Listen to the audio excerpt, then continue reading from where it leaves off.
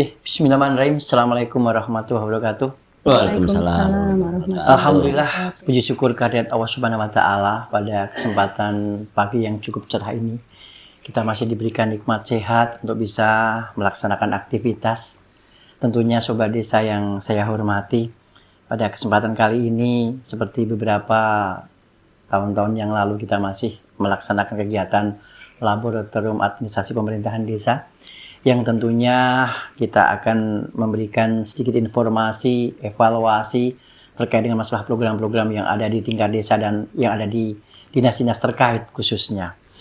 Dan hadir di tengah-tengah kita Ibu Eli, Sri Eli Yuliani, Sarjana HUT dan MEDF, beliau dari Bapelitbang Kabupaten Batang. Alhamdulillah beliau bisa hadir di tengah-tengah sobat desa semua. Dan pada kali ini kita juga ditemani oleh Bapak Sekretaris di Disperindes Kabupaten Batang, Pak Fatoni. Selamat pagi Pak Fatoni. Selamat pagi juga. Alhamdulillah pada kesempatan kali ini seperti biasanya kami akan memberikan beberapa poin tema-tema yang tentunya sobat desa perlu diketahui.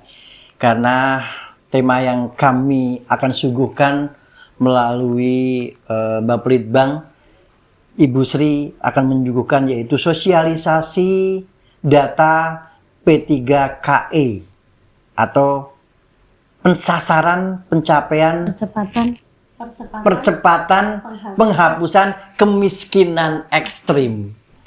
Ini bicara kemiskinan ekstrim ini memang luar biasa sekali. Kita masih berupaya untuk mencoba memberikan sebuah target-target percepatan untuk penanganannya, sehingga sudah barang tentu kebijakan-kebijakan apa sih yang akan kita tempuh melalui pemerintah daerah, dalam hal ini mungkin Bapelitbang bisa mensuguhkan data-data tersebut, dan bagaimana sepertinya tidak lanjut di tingkat desa untuk menyikapi hal ini.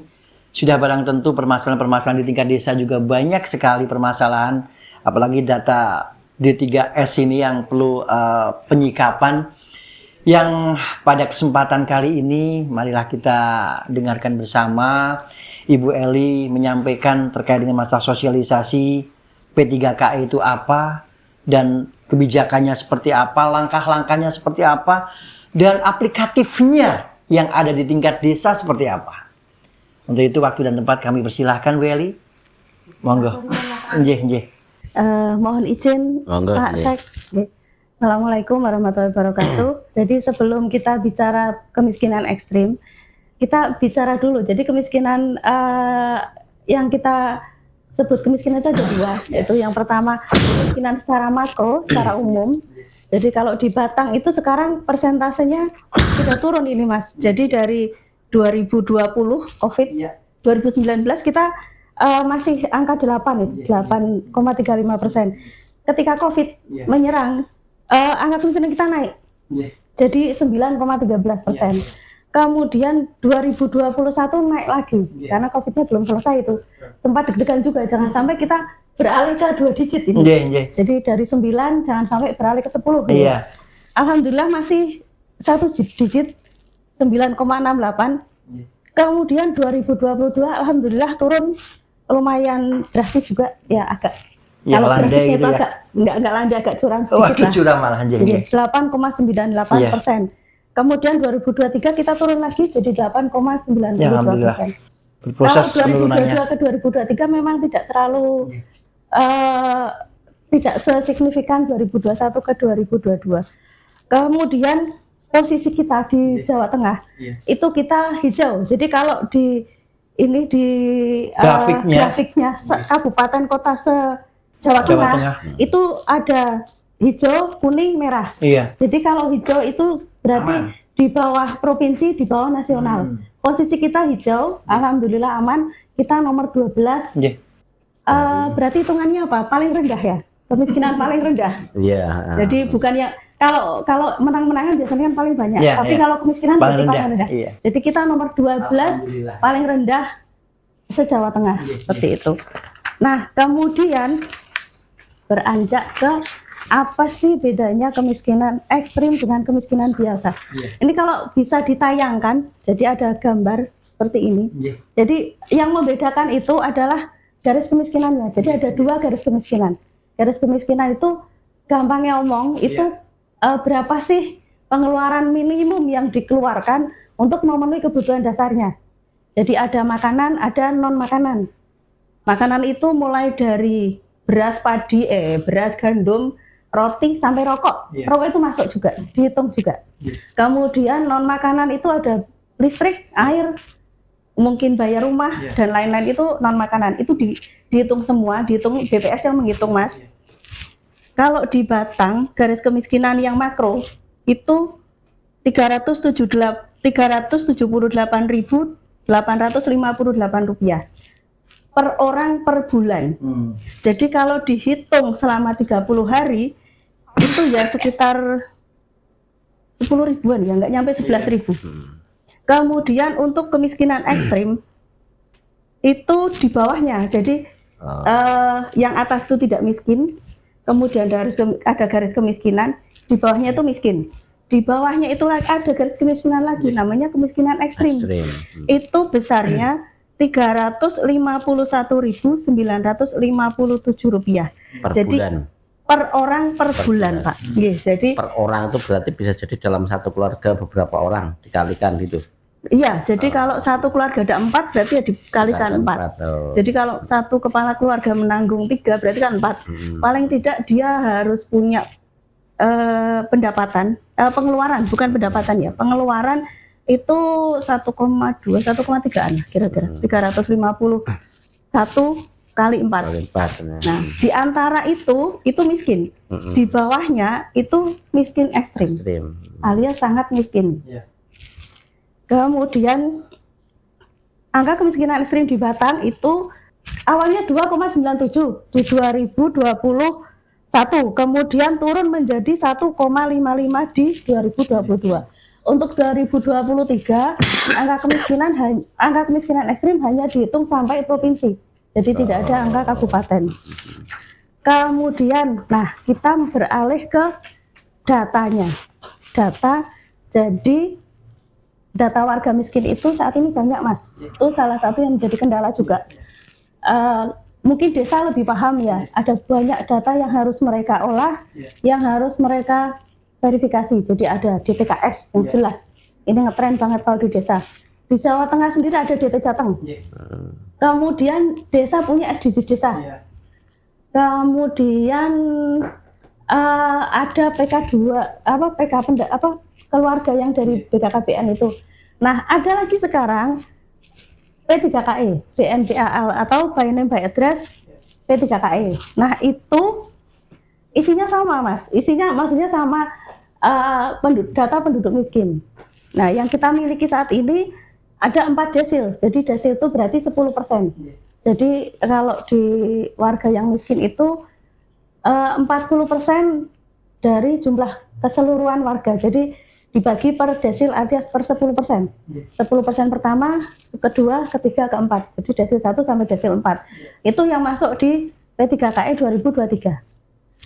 Nah, di mana warga yang miskin ekstrim itu posisinya di mana? Posisinya ada di desil 1. Tapi belum tentu desil 1 yang masuk desil 1 itu miskin ekstrim. Jadi miskin ekstrim itu ada di desil 1, tapi tidak semua yang di desil 1 itu masuk miskin ekstrim. Lihatnya dari mana? Dari data pengeluaran yang sudah diperoleh di data tersebut. Jadi di BNPA itu nanti sudah ada datanya. BNPA P3KA itu kita dapat dari Kemenko PMK. Kemenko PMK dengan TNP2K. Jadi itu isinya rinci sekali, sehingga data itu termasuk data yang untuk memperolehnya tuh rumit, banyak syarat yang harus kita keluarkan, sehingga data itu tidak bisa semudah itu kita keluarkan. Jadi kalau ada yang minta data, kita mengeluarkan sesuai kebutuhannya. Misalnya dinas DPRKP kepentingannya untuk sarpras seperti rumah RTLH. Maka data yang kita berikan adalah data warga yang belum memiliki rumah layak huni. Jadi nanti itu yang akan menjadi sasaran mereka. Kemudian pendidikan, kita akan memberikan sesuai tingkat pendidikan yang diminta. Karena di situ ada tingkat pendidikannya seperti itu. Kemudian misalnya dari kesehatan. Kesehatan mungkin mengampu jamban ODF gitu kan, jamban. Kita juga akan memberikan data warga yang belum memiliki jamban. Jadi nanti bantuannya sesuai seperti yang di situ, yang ada tertera di situ, seperti itu. Kemudian data yang lain di situ ada ini sumber air pun ada di situ. Jadi nanti kalau misalnya DPU berarti ya, DPU nanti yang ngurusi air minum, kita akan memberikan data warga yang belum memiliki sumber air, belum memiliki sanitasi. Jadi sanitasi dan air minum kan sekarang ada di DPU. Pamsimas juga itu ya. Kita berikan sesuai apa yang mereka butuhkan, tidak kita berikan blek semua. Nah, data itu bisa kita berikan semua ke desa. Jadi desa boleh memiliki data secara keseluruhan. Kenapa? Karena desa yang salah satunya mereka dari pihak desa itu seharusnya melakukan verval. Betul. Benar nggak sih datanya? Jangan-jangan yang masuk di data ini sebenarnya nuwun sewu sudah meninggal karena data ini sudah diambil bisa jadi 2022 atau mungkin 2023 awal. Bisa jadi sudah meninggal, maka itu bisa dicoret. Verifikasi ulang. Kemudian bisa jadi ada yang sudah pindah, Mas. Atau mungkin ngapunten sudah kaya untuk warisan. Atau bisa juga ikut P3K atau ikut CPNS masuk, maka dia sudah nggak boleh masuk di situ. Jadi banyak yang harus diverifikasi oleh desa terkait status dari orang yang masuk di daftar tersebut, Mas. Jadi salah satu yang harus dilakukan oleh desa melalui Dispermades dan kecamatan adalah memverifikasi apakah datanya itu benar, apakah ada yang berubah. Kalau misalnya ada yang belum tercover di situ, boleh juga dijadikan catatan nanti. Untuk saat ini memang belum ada proses untuk penambahannya di webnya, kita belum ada. Tapi kalau kita punya catatan, nanti kita bisa sampaikan, ini loh ada warga kami yang seharusnya masuk tapi belum masuk, seperti itu. Kemudian hubungannya dengan data yang lain bagaimana? Nah, mesti kan apakah data itu sama persis dengan DTKS? Pertanyaannya kan seperti itu. Belum tentu. Jadi yang ketika data itu kita terima dari TNP2K, yang pertama dilakukan kita padankan dulu ke Capil, Mas. Jadi kita kerjasama dengan Capil, dipadankan NIK-nya. Dari 2023 itu diketahui 38.000 data itu NIK-nya rusak. Nah, kita sudah sampaikan ke pusat, kemudian kita lihat kemungkinan yang NIK-nya rusak itu bisa jadi waktu penulisan keliru atau bagaimana. Untuk sementara kita pending dulu yang 38.000, jadi kita tidak berikan ke desa. Kemudian setelah dipadankan hasilnya kita peroleh, kita serahkan ke Dinsos untuk dipadankan dengan DTKS. Nanti di situ kelihatan si A, si B, si C apakah beliau sudah dapat bantuan atau belum, seperti itu. Nanti jadi ketika dia belum dapat bantuan, maka dia bisa jadi akan menjadi sasaran program, begitu. Kemudian kalau ada yang belum masuk DTKS, maka kita serahkan ke desa yang akan memasukkan setelah diverifikasi, ya betul diverifikasi. Setelah diverifikasi, oh ya ternyata dia memang miskin gitu, misalnya Bapak A misalnya ternyata memang miskin dan harusnya masuk, maka melalui Musdes akan diusulkan untuk masuk DTKS. Nah kalau langkah itu sudah dilakukan, maka DTKS dan P3KE, BNBA P3KE akan sama, seperti itu. Jadi kita tidak usah apa istilahnya, Mas, gendeng-ceneng. Jadi ribut. Aku harus pakai DTKS. Oh enggak, saya harus pakai P3KE. Oh, enggak usah begitu. Kita padankan, kita samakan, hasilnya nanti sama.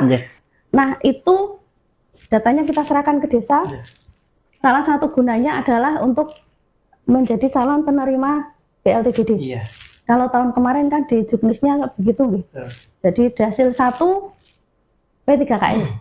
Kalau yang sekarang saya kurang tahu, yang aturan juknis yang baru, aturan juknis BLTDD yang baru saya belum tahu. Jadi apakah masih pakai P3KI atau pakai data yang lain, saya kurang tahu begitu Mas.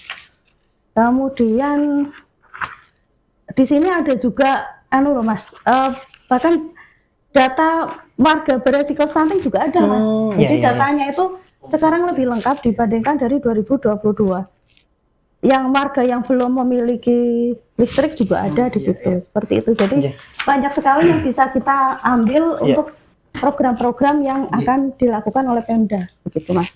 Oke, luar biasa Bu Eli atas penjelasannya. Kalau kita bicara terkait masalah data kemiskinan ini kompleks sekali permasalahannya.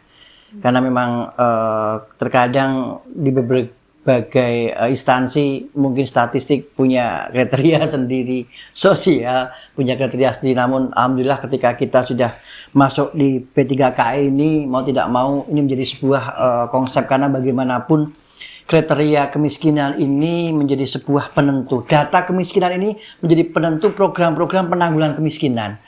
Sehingga tergantung tadi disampaikan Bu Eli, dinas apa, dinas siapa yang nanti akan meminta data sesuai dengan keperuntukannya, kemanfaatannya untuk masyarakat. Seperti itu. Dan tentunya Pak Sekretaris, kalau kita bicara tentang data ini, tentunya kita juga berkaca dengan teman-teman yang ada di Sobat Desa ini Pak Sekretaris. Kami butuh evaluasi juga apa kira-kira yang sudah dilakukan oleh teman-teman Sobat Desa, dan tentunya evaluasi kita selama ini untuk penanggulangan kemiskinan, khususnya kemiskinan ekstrim, data-data yang sudah disuguhkan seperti apa ini Pak Sekretaris, monggo. Terima kasih warahmatullahi wabarakatuh. Terima kasih Mbak Eli yang telah hadir di acara ini. Memang data ini menjadi sebuah penentu, mau berhasil tidaknya sebuah program. Cuma dalam tanda kutip untuk proses data itu memang kadang-kadang yang bisa ya waktu, yang kedua kadang-kadang ya bisa jadi nyebelin juga. Nah, kenapa nyebelin? Kadang-kadang dari desa ini kan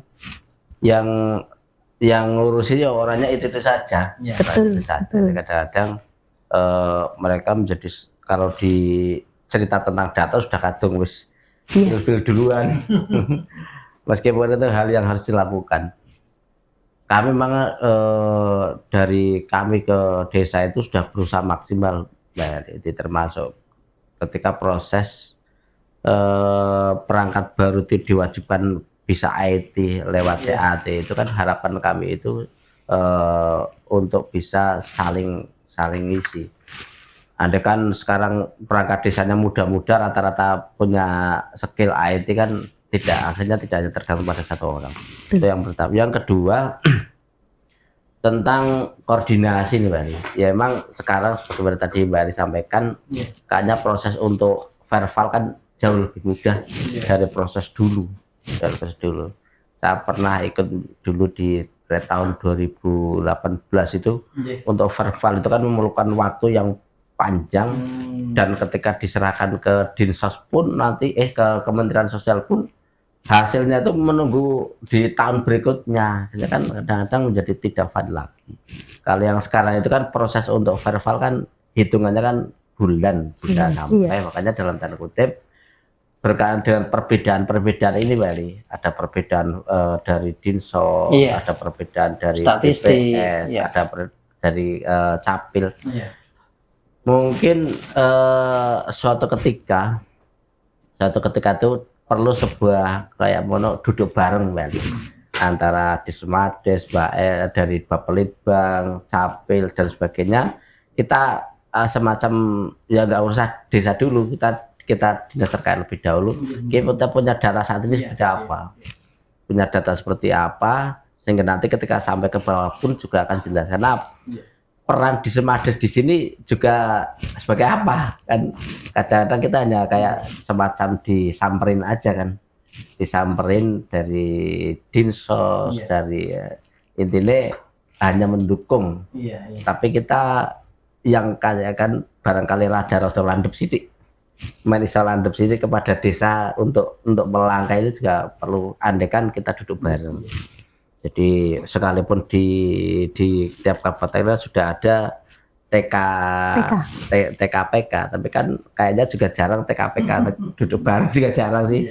Nah, barangkali berkenan data ini nggak apa-apa, apakah modelnya per semester, ya minimal ada semacam evaluasi data ini, sehingga dalam tanda kutip kita semua tahu, ketika semua tahu permasalahan, otomatis ketika kita mau ke bawah, ibaratnya paribasan harus menginstruksikan kita desa itu, kita tahu apa yang harus desa lakukan. Dan saya terima kasih juga, ternyata juga gini juga, bantuan-bantuan ini kadang-kadang sekalipun sekarang semuanya pakai DTKS karena bantuan dari pusat banyak, ternyata tidak hanya dari PKH Bali, ternyata juga tidak hanya dari DD. Karena ternyata juga ada dari Dinas Pertanian. Dinas Pertanian juga memberikan natura bentuknya beras, terus kemudian air. Itu juga baru tahu juga. Sehingga proses-proses ini kan apakah nantinya ketika hanya satu data, akhirnya bantuan itu kan numpuk dari berbagai macam, dari berbagai sumber. Atau sebenarnya kita kurang tahu. Yang saya kurang tahu itu antara dari Dinsos itu ada paket berapa, terus kemudian dari Dinas Pertanian ada paket berapa, terus kemudian baru nanti yang BLTDD itu baru setelah yang dua ini tidak tercover baru ke sini. Ini juga menjadi hal yang kadang-kadang di bawah itu kalau nggak bejo-bejo kan ada protes, itu orang itu kok dapat macam-macam, saya tidak dapat. Nah ini barangkali juga nih ternyata hal ini yang kadang-kadang kita tidak tahu ya nih. Kami baru tahu ternyata dari Dinas Pertanian tadi, ketika ada Dinas Pertanian ke kami, mereka ada yang data sama dari DTKS, artinya kan sumber data sama.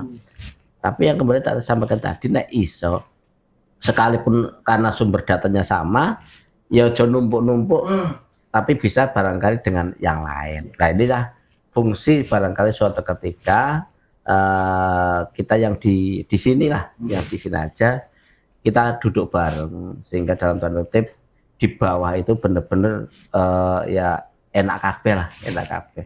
Karena apapun tanggung jawab data ini tetap di desa.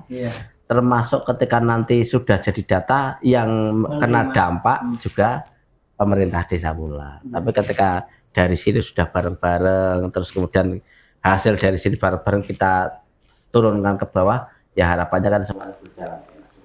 Mungkin itu. Terima kasih sekali Pak Sek, memang benar yang disampaikan. Memang bahasa koordinasi itu mudah kita ucapkan, tetapi memang sulit dalam pelaksanaannya. Tetapi tidak seperti itu. Saya yakin kemauan kita OPD terkait, karena bagaimanapun walaupun semua ranah kegiatan itu ada di desa, tetapi OPD pengampu inilah yang nanti akan mengkomunikasikan. Kira-kira tadi disampaikan yang Pak Sek tanyakan, kira-kira gimana Mbak Elis? Ngoten Bapak, jadi kalau untuk koordinasi sebenarnya sudah Bapak. Jadi di awal tahun dan di akhir tahun kita ada. Kebetulan kalau dari sini yang datang dari lebih seringnya Mas Ferry Bapak. Yang menangani DD langsung. Jadi untuk data bantuan kita sudah minta dipadankan dengan DTKS. Jadi ketika data yang seperti tahun BNPA 2022 itu kita serahkan ke Mas Ferry, itu sudah ada di situ si A sudah menerima bantuan apa saja, tapi itu sebatas data yang di Dinsos Bapak. Jadi kalau di OPD yang lain kita memang belum sampai ke situ. Nanti di berikutnya mungkin bisa jadi tambahan lagi. Jadi kalau data dari OPD yang lain kita hanya menerima pertanian sekian, ini sekian OPD sekian, tapi siapa penerimanya belum sampai ke situ. Tapi kalau untuk yang dari Dinsos itu sudah karena ada Pak. Biasa bareng. Iya, karena jadi memang TKPK itu kan kita seperti 4 serangkai ya, Bapelitbang, Dispermades, Dinsos, Capil. Nah, Capil. Jadi kita berempat itu istilahnya inti ngoten nggih. Jadi sekretarisnya 1, wakil sekretarisnya 3. Jadi kita memang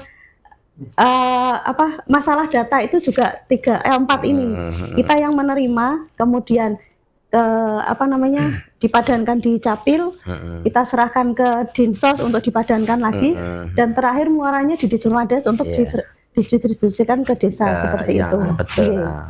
Untuk ke depan mungkin bisa diinikan dengan OPD yang lain. Sehingga saya tadi sampaikan tahun kembali ternyata tidak ada PKH, tidak hanya PKH dan BLT yang ditujukan ke mereka. Ternyata ada, termasuk dari Kementerian Pertanian itu ternyata juga memberikan, dan jumlahnya banyak sekali ternyata. Jumlahnya sehingga saya hanya dalam tanda kutip tujuannya baik. Tujuannya baik. Terus kemudian sampai di bawah karpet, tapi ketika dalam tanda kutip akhirnya menumpuk pada satu objek, akhirnya itu menjadi gitu. Masalah di bawah. Tapi kan salah kembali, saya sampaikan, kadang di desil 1 totalnya jumlahnya 100, kan tidak hanya PKH bisa jadi tidak bisa menganggap full, bisa desil. Jadi kan makanya saya sampaikan tadi, BLT lah yang PKH berapa paket, terus kemudian BLT berapa paket, atau nanti juga sangat kan bisa jadi naik yang desil 2 sedikit yang di antara itu, ya kan, barangkali ini yang bisa masuk dari OPD yang lain bisa untuk kayak mana, sehingga dalam tanda kutip di bawah itu yo intinya enak kabeh, kondusif kabeh lah, seperti itu. Jadi harapannya gini Pak, ketika data BNPB itu kita serahkan, kemudian di situ ada data bantuan dari Dinsos, saat ini masih Dinsos, maka pihak desa itu biasanya kan lebih tahu, ada warga yang belum dapat bantuan. Nah itu nanti yang disasar melalui BLTDD. Jadi BLTDD kan memang kalau saya lihat juknisnya itu yang pertama desil 1 P3KE, kemudian kalau desil 1 ternyata sudah menerima bantuan semua, baru naik ke desil 2 seperti itu. Tapi saya kurang tahu apakah hanya di stop di desil 2 atau naik lagi, karena kalau sudah desil 3, 4 itu sebenarnya sudah dibilang miskinnya sudah agak tinggi, maksudnya nggak miskin banget. Jadi kalau misalnya ini kan di situ juga ada boleh mengambil BNBA dari yang lain kalau yang di desil 1 sudah terpenuhi semua, kalau tidak salah begitu petunjuknya. Saya kurang tahu kalau yang 2024 nanti, Pak. Oke, terima nanti kasih. Kita sering ngobrol lagi, Pak. Ini yang saya maksud di situ, termasuk tadi sampaikan, saya nggak tahu apakah dinas yang lain tanah dari perikanan ada atau tidak. Tapi tadi dari dinas pertanian itu ternyata banyak sekali. Iya, ada, semua ada. Dan kita di awal itu sudah mengumpulkan semua OPD, kita sudah sampaikan ada data BNBA, monggo yang memerlukan sesuai kebutuhannya. Biasanya yang sering ke kami itu ya DPRKP, kemudian pendidikan, kesehatan. Kalau kesehatan kan jelas untuk ini ya, BPJS itu, PBI, JKN. Terus itu Mbak Eli, yang kami sampaikan teknis, sebenarnya ini teknis. Ketika posisi kalau tadi verbal umpan balik ke desa terkait masalah validasi data, ternyata ada beberapa desa yang menyampaikan sesuai dengan verbal yang terbaru, harusnya datanya ini sudah ada semacam perubahan ini mengajunya seperti apa? Cara mekanisme untuk perubahannya data verbalnya kan sudah ada. Desa sudah tahu. Jadi kalau tahun kemarin kita verbal yang 2022 kita buat sederhana saja, Mas. Jadi ini data, kemudian yang meninggal berapa, yang pindah berapa, kemudian yang sudah jadi TNI, Polri, PNS berapa, yang sudah kaya berapa, yang tidak ditemukan berapa. Karena ternyata ketika kita tidak membuat kolom tidak ditemukan, ada desa yang melaporkan ada, kalau datanya tidak ditemukan bagaimana, Bu? Oh ya udah tambah kolom satu lagi tidak ditemukan. Kenapa kita membuat sesederhana itu? Karena verbal DPKS itu sudah rumit, Mas. Jadi operatornya satu orang, dia sudah pusing dengan DTKS, kita tambahi lagi yang ini, tambah pusing. Jadi kita minta sederhana aja, yang sesuai itu tadi, yang